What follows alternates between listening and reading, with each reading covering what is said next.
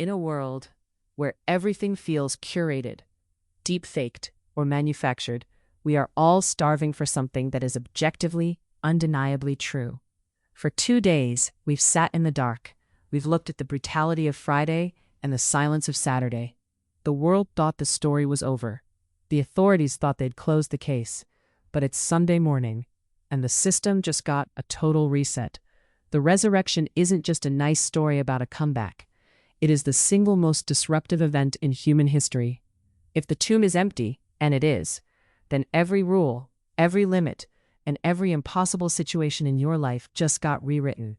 Let's talk about 2026. We're surrounded by end-of-the-world narratives.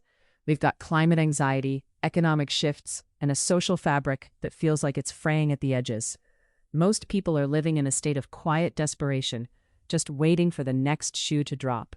But Easter is the ultimate drop. He didn't just beat death, he defeated the fear of death.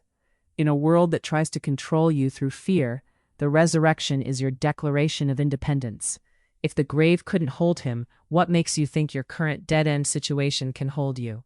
Whether it's a failing business, a broken relationship, or a mental health battle, Sunday says the end is just a beginning in disguise. Matthew 28:6 is the shortest, most powerful truth bomb ever dropped. He is not here. He has risen, just as he said. Just as he said. This wasn't a surprise to God. It was the plan. While the world was mourning a victim, God was revealing a victor. For you, in your 2026 reality, this means the promises of God aren't suggestions, they are guarantees. If he said he would provide, he will.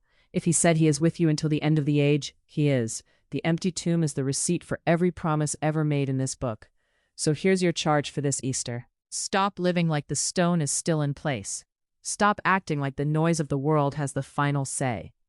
The tomb is empty, the king is alive, and because he lives, your future is secure. Go out there and live like someone who knows how the story ends.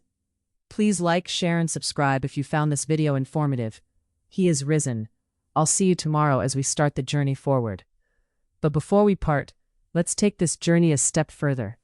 Imagine yourself walking through history, meeting those who have felt the power of the resurrection firsthand. Thomas doubted, but then believed.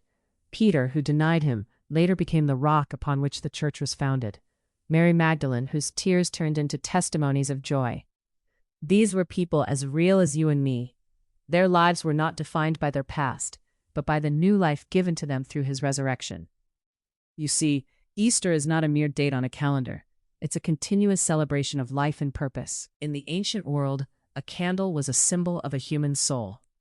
Let this symbol remind you that your soul, too, carries a light meant to shine in the darkness. Keep that flame alive, and let it guide you as testimony of the light of life that has conquered the world.